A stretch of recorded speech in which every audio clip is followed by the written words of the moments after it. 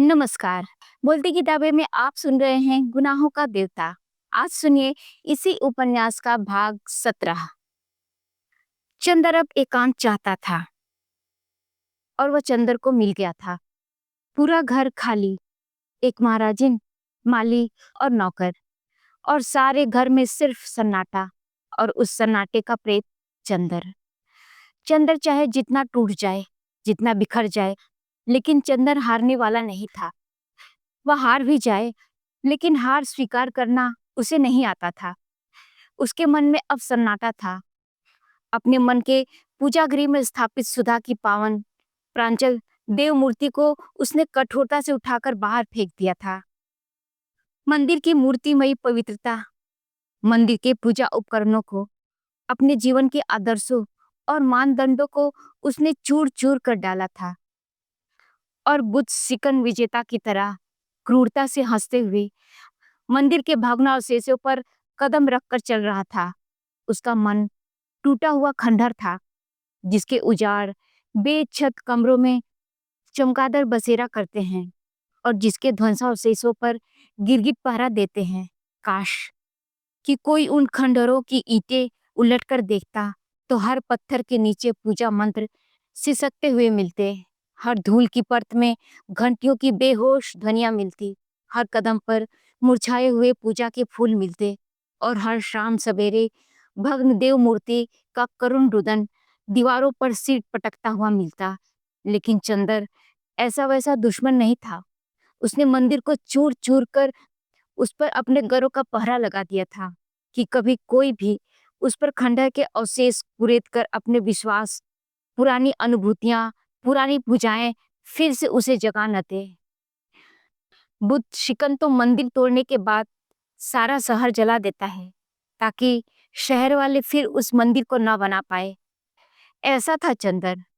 अपने मन को सुनसान कर लेने के बाद उसने अपनी जिंदगी, अपना रहन सहन, अपना मकान, अपना वातावरण भी सुनसान कर लिया था। अगहन आ गया था, लेकिन उसके चारों ओर जेठ की दोपहरी से भी भयानक सन्नाटा था। बिनती जब से गई, उसने कोई खत नहीं भेजा। सुधा के भी पत्र बंद हो चुके थे। पम्मी के 2 खत आए। पम्मी आजकल दिल्ली घूम रही थी, लेकिन चंदर ने पम्मी को कोई जवाब नहीं दिया। अकेला, अकेला, बिल्कुल अकेला। सहारा मरुस्थल की नीरस भयावनी शांति, और वह भी जब तक कि कांपता हुआ लाल सूरज बालू के क्षितिज पर अपनी आखिरी सांसें तोड़ रहा हो और बालू के टीलों की अधमरी छायाएं लहरदार बालू पर धीरे धीरे रेंग रही हो। बिनती के ब्याह को 15 दिन रह गए थे कि सुधा का एक पत्र आया। मेरे देवता, मेरे नयन, मेरे पंथ, मेरे प्रकाश, आज कितने दिनों बाद तुम्हें खत लिखने का मौका मिल रहा है। सोचा था बिंदी के ब्याह के महीने भर पहले गांव आऊंगी तो एक दिन के लिए तुम्हें आकर देख जाऊंगी, लेकिन इरादे इरादे हैं और जिंदगी जिंदगी। अब सुधा अपने जेठ और सास के लड़के की गुलाम है। ब्याह के दूसरे दिन ही चले जाना होगा। तुम्हें यहाँ बुला लेती, लेकिन यहाँ बंधन और पर्दा तो ससुराल से भी बदतर है।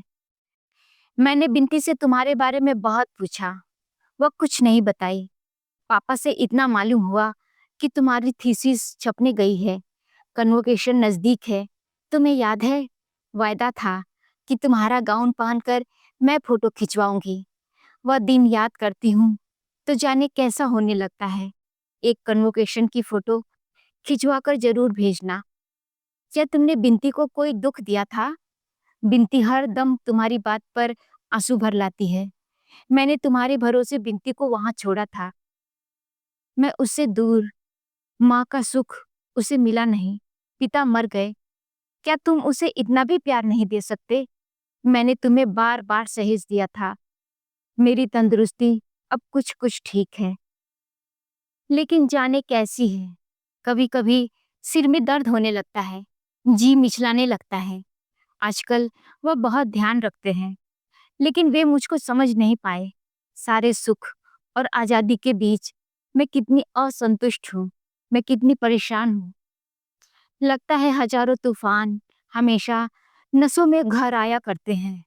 चंदर, एक बात कहूँ, अगर बुरा न मानो तो आज शादी के 6 महीने बाद भी मैं यही कहूंगी कि चंदर, तुमने अच्छा नहीं किया। मेरी आत्मा सिर्फ तुम्हारे लिए बनी थी। उसके रेशे में वे तत्व हैं जो तुम्हारी ही पूजा के लिए थे। तुमने मुझे दूर फेंक दिया, लेकिन इस दूरी के अंधेरे में भी जन्म जन्मांतर तक भटकती हुई सिर्फ तुम्ही को ढूंढूंगी। इतना याद रखना, इस बार अगर तुम मिल गए तो जिंदगी की कोई ताकत, कोई आदर्श, कोई सिद्धांत, कोई प्रवंचना मुझे तुमसे अलग नहीं कर सकेगी। लेकिन मालूम नहीं, पुनर्जन्म सच है या झूठ। अगर झूठ है तो सोचो चंदर कि इस अनादिकाल के प्रवाह में सिर्फ एक बार मैंने अपनी आत्मा का सत्य ढूंढ पाया था और अब अनंत काल के लिए उसे खो दिया। अगर पूर्व जन्म नहीं है तो बताओ मेरे देवता, क्या होगा? करोड़ों सृष्टियां होंगी, प्रलय होंगे और मैं अतृप्त चिंगारी की तरह असीम आकाश में तड़पती हुई अंधेरे की हर परत से टकराती रहूंगी। न जाने कब तक के लिए। ज्यों ज्यों दूरी बढ़ती जा रही है, त्यों त्यों पूजा की प्यास बढ़ती जा रही है। काश मैं सितारों के फूल और सूरज की आरती से तुम्हारी पूजा कर पाती। लेकिन जानते हो मुझे क्या करना पड़ रहा है? मेरे छोटे भतीजे नीलू ने पहाड़ी चूहे पाले हैं। उनके पिंजरे के अंदर एक पहिया लगा है और ऊपर घंटियां लगी हैं। अगर कोई अभागा चूहा उस चक्र में उलझ जाता है तो ज्यों ज्यों छूटने के लिए वह पैर चलाता है, त्यों त्यों चक्र घूमने लगता है, घंटियां बजने लगती हैं। नीलू बहुत खुश होता है, लेकिन चूहा थक कर बेदम होकर नीचे गिर पड़ता है। कुछ ऐसे ही चक्र में फंस गई हूँ चंदर। संतोष सिर्फ इतना है कि घंटियां बजती हैं तो शायद तुम उन्हें पूजा के मंदिर की घंटियां समझते होंगे। लेकिन खैर, सिर्फ इतनी प्रार्थना है चंदर कि अब थक कर जल्दी ही गिर जाऊं। मेरे भाग्य, खत का जवाब जल्दी ही देना। पम्मी अभी आई या नहीं? तुम्हारी जन्म जन्म की प्यासी सुधा। चंदन ने खत पढ़ा और फौरन लिखा, प्रिय सुधा, तुम्हारा पत्र बहुत दिनों के बाद मिला। तुम्हारी भाषा वहां जाकर बहुत निखर गई है। मैं तो समझता हूँ कि अगर कहीं खत छुपा दिया जाए तो लोग इसे किसी रोमांटिक उपन्यास का अंत समझें, क्योंकि उपन्यासों के ही पात्र ऐसे खत लिखते हैं, वास्तविक जीवन के नहीं। खैर, मैं अच्छा हूँ। हर एक आदमी जिंदगी से समझौता कर लेता है, किंतु मैंने जिंदगी से समर्पण कराकर उसके हथियार रख लिए हैं। अब किले के बाहर से आने वाली आवाजें अच्छी नहीं लगती। न खतों के पानी की उत्सुकता, न जवाब लिखने का आग्रह। अगर मुझे अकेला छोड़ दो तो बहुत अच्छा होगा। मैं विनती करता हूँ, मुझे खत मत लिखना। आज विनती करता हूँ, क्योंकि आज्ञा देने का अब साहस भी नहीं, अधिकार भी नहीं, व्यक्तित्व भी नहीं। खत तुम्हारा तुम्हें भेज रहा हूँ। कभी जिंदगी में कोई जरूरत आ पड़े तो जरूर याद करना। बस इसके अलावा कुछ नहीं। अपने में संतुष्ट, चंद्र कुमार कपूर। उसके बाद फिर वही सुनसान जिंदगी का ढर्रा। खंडहर के सन्नाटे में भूल कर आई हुई बांसुरी की आवाज की तरह सुधा का ध्यान आया और चला गया। खंडहर का सन्नाटा, सन्नाटे के उल्लू, गिरगिट और पत्थर कांपे और फिर मुस्तैदी से अपनी अपनी जगह जम गए। और उसके बाद फिर वही उदास सन्नाटा, टूटता हुआ सा अकेलापन और मूर्छित दोपहरी के फूल सा चंदर। नवंबर का एक खुशनुमा बिहान। सोने के कांपते तारे सुबह की ठंडी हवाओं में उलझे हुए थे। आकाश एक छोटे बच्चे की नीलम नयनों की तरह भोला और स्वच्छ लग रहा था। क्यारियां शरद के फूलों से भर गई थी और एक नई ताजगी मौसम और मन में पुलक उठी थी। चंदर अपना पुराना कत्थई स्वेटर और पीले रंग के पश्मीने का लंबा कोट पहने लॉन पर टहल रहा था। छोटे छोटे पिल्ले धूप पर किलोल कर रहे थे। सहसा एक कार आकर रुकी और पम्मी उसमें से कूद पड़ी और कुंवारी हिरन की तरह दौड़कर चंदर के पास पहुंची। हेलो माय बॉय, मैं आ गई। चंदर कुछ नहीं बोला। आओ, ड्राइंग रूम में बैठो, उसने उसी मुर्दा सी आवाज में कहा। उसे पम्मी की आने की कोई प्रसन्नता नहीं थी।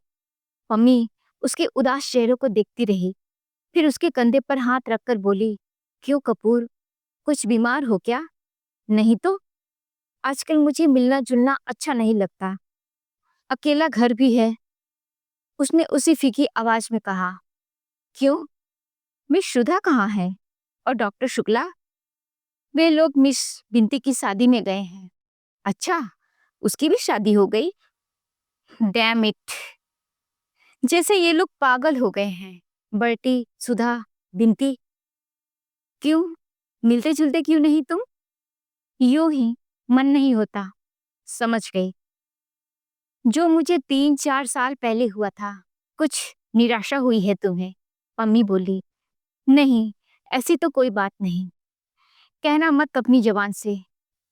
स्वीकार कर लेने से पुरुष का गर्व टूट जाता है। यही तो तुम्हारे चरित्र में मुझे प्यारा लगता है। खैर, ये ठीक हो जाएगा। मैं तुम्हें ऐसे नहीं रहने दूंगी। मसूरी में इतने दिन क्या करती रही? चंदर ने पूछा। योग साधन, अम्मी ने हंसकर कहा। जानते हो, आजकल मसूरी में बर्फ पड़ रही है। मैंने कभी बर्फ के पहाड़ नहीं देखे थे। अंग्रेजी उपन्यासों में बर्फ पड़ने का जिक्र सुना था। सोचा देखती आऊं। क्या कपूर, तुम खत क्यों नहीं लिखते थे? मन नहीं होता था। अच्छा, बेटी की शादी कब होगी? चंदर ने बात टालने के लिए कहा। हो भी गई। मैं आ भी नहीं पाई कि सुनते हैं जेनी एक दिन बर्टी को पकड़कर खींच ले गई और पादरी से बोली, अभी शादी करा दो। उसने शादी करा दी। लौटकर जेनी ने बर्टी का शिकारी सूट फाड़ डाला और अच्छा सा सूट पहना दिया। बड़े विचित्र हैं दोनों। एक दिन सर्दी के वक्त बर्टी स्वेटर उतारकर जेनी के कमरे में गया तो मारे गुस्से के जेनी ने सिवा पतलून के सारे कपड़े उतारकर बर्टी को कमरे से बाहर निकाल दिया। मैं तो जब से आई हूँ रोज नाटक देखती हूँ। हाँ, देखो यार, तो मैं भूल ही गई थी।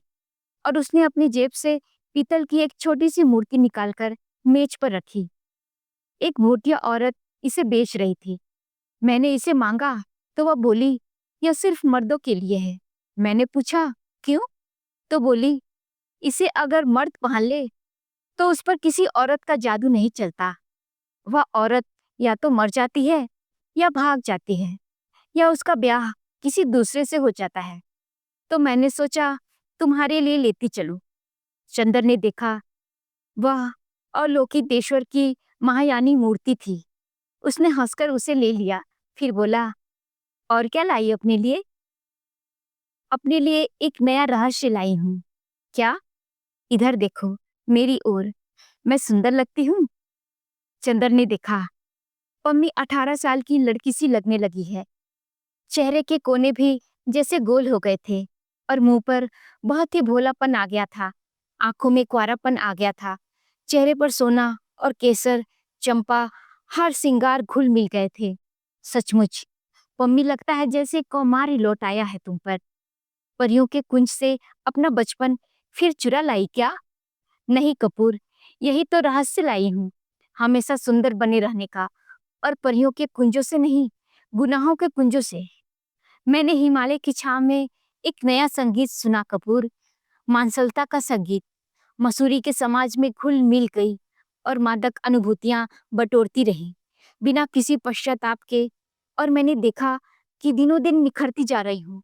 कपूर, सेक्स इतना बुरा नहीं जितना मैं समझती थी। तुम्हारी क्या राय है? हाँ, मैं देख रहा हूँ। सेक्स लोगों को उतना बुरा नहीं लगता जितना मैं समझता था। नहीं चंदन, सिर्फ इतना ही नहीं। अच्छा मान लो, जैसे तुम आजकल उदास हो और तुम्हारा सिर इस तरह अपनी गोद में रख लूं, तो कुछ संतोष नहीं होगा तुम्हें? और पम्मी ने चंदर का सिर सचमुच अपने श्वासानंदोलित वक्ष से चिपका लिया। चंदर झल्लाकर अलग हट गया। कैसी अजीब लड़की है। थोड़ी देर चुप बैठा रहा, फिर बोला, क्यों पम्मी, तुम एक लड़की हो, मैं तुम्ही से पूछता हूँ, क्या लड़कियों के प्रेम में सेक्स अनिवार्य है? हाँ, पम्मी ने स्पष्ट स्वरों में जोर देकर कहा। लेकिन पम्मी, मैं तुमसे नाम तो नहीं बताऊंगा, लेकिन एक लड़की है जिसको मैंने प्यार किया है, लेकिन शायद वह मुझसे शादी नहीं कर पाएगी। मेरे उसके कोई शारीरिक संबंध भी नहीं है। क्या तुम इसे प्यार नहीं करोगी? कुछ दिन बाद जब उसकी शादी हो जाए तब पूछना। तुम्हारा सारा प्रेम मर जाएगा। पहले मैं तुमसे कहती हूँ, पहले मैं तुमसे भी कहती मैं पहले भी तुमसे कहती थी, पुरुष और नारी के संबंधों में एक अंतर जरूरी है। अब लगता है यह सब एक भुलावा है, अपने से पम्मी ने कहा। लेकिन दूसरी बात तो सुनो, उसी की एक सखी है, वह जानती है कि मैं उसकी सखी को प्यार करता हूँ, उसे नहीं कर सकता। कहीं सेक्स की तृप्ति का सवाल नहीं, फिर भी वह मुझे प्यार करती है। इसे तुम क्या कहोगी? चंदन ने पूछा। यह और दूसरे ढंग की परिस्थिति है। देखो कपूर, तुमने हिप्नोटिज्म के बारे में नहीं पढ़ा। ऐसा होता है कि अगर कोई हिप्नोटिज्म एक लड़की को हिप्नोटाइज कर रहा है, तो बगल में एक दूसरी लड़की बैठी है जो चुपचाप या देख रही है, तो वातावरण के प्रभाव से अक्सर ऐसा देखा जाता है कि वह भी हिप्नोटाइज हो जाती है, लेकिन वह एक क्षणिक मानसिक मूर्छा होती है जो टूट जाती है, पम्मी ने कहा। चंदर को लगा जैसे सब कुछ सुलझ गया। एक क्षण में उसके मन का बहुत सा भार उतर गया। पम्मी, मुझे तुम ही एक लड़की मिली जो साफ बातें करती हो और एक शुद्ध तर्क और बुद्धि के धरातल से। बस मैं आजकल बुद्धि का उपासक हूँ। भगवान से चिढ़ है। बुद्धि और शरीर, बस यही दो आदमी के मूल तत्व हैं। हृदय तो दोनों के अंतः संघर्ष की उलझन का नाम है, पम्मी ने कहा और सहसा घड़ी देखते हुए बोली, 9 बज रहे हैं। चलो, 9:30 बजे मैठनी है, चलो देख आए। मुझे कॉलेज जाना है, मैं कहीं नहीं जाऊंगा। आज इतवार है प्रोफेसर कपूर, पम्मी चंदर को उठाकर बोली। मैं तुम्हें उदास नहीं होने दूंगी, मेरे मीठे सपने। तुमने भी मुझे उदासी के इंद्रजाल से छुड़ाया था, याद है ना? और चंदर के माथे पर अपने गरम मुलायम होठ रख दिए। माथे पर पम्मी की होठों की गुलाबी आग चंदर की नसों को गुदगुदा गई। वह क्षण भर के लिए अपने को भूल गया। पम्मी के रेशमी फ्रॉक के गुदगुदाते हुए स्पर्श, उसके वक्ष की अलभ्य करमाई और उसके स्पर्श के जादू में खो गया। उसके अंग अंग में सुबह की शबनम ढलकने लगी। पम्मी उसके बालों को उंगलियों से सुलझाती रही, फिर कपूर के गाल थपथपाकर बोली, चलो। कपूर जाकर बैठ गया। तुम ड्राइव करो, पम्मी बोली। चंदर ड्राइव करने लगा और पम्मी कभी उसके कॉलर, कभी उसके बाल, कभी उसके होठों से खेलती रही। सात चांदनी की रानी ने आखिर अपनी निगाहों के जादू से सन्नाटे के प्रेत को जीत लिया। स्पर्शों के सुकुमार रेशमी तारों ने नगर की आग को शबनम से सींच दिया। उबड़ खाबड़ खंडहर को अंगों के गुलाब की पंखुड़ियों से ढक दिया और पीड़ा के अंधियारे को सीपिया पलकों से झरने वाली दूधिया चांदनी से धो दिया। एक संगीत की लय थी जिसमें स्वर्ग भ्रष्ट देवता खो गया।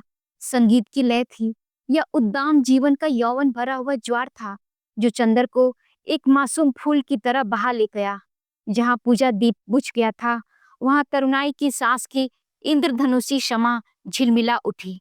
जहाँ फूल मुरझाकर धूल में मिल गए थे, वहाँ पुखराजी स्पर्शों के सुकुमार हार श्रृंगार झर पड़े। आकाश की चांद के लिए जिंदगी के आंगन में मचलता हुआ कन्हैया थाली के प्रतिबिंब में ही भूल गया। चंदर की शामी पम्मी के अदम्य रूप की छां में मुस्कुरा उठी।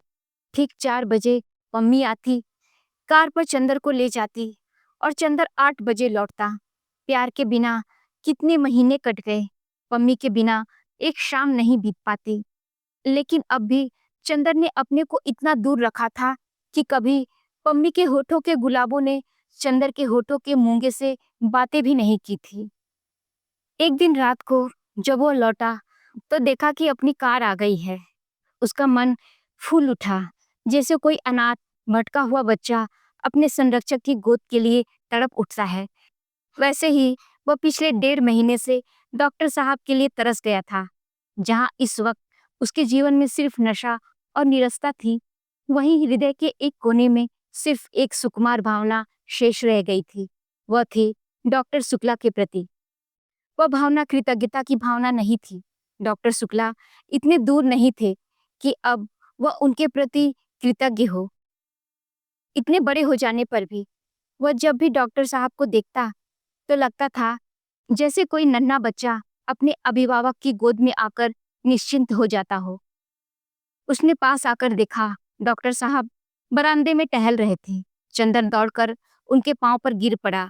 डॉक्टर साहब ने उसे उठाकर गले से लगा लिया और बड़े प्यार से उसकी पीठ पर हाथ फेरते हुए बोले, कन्वोकेशन हो गया?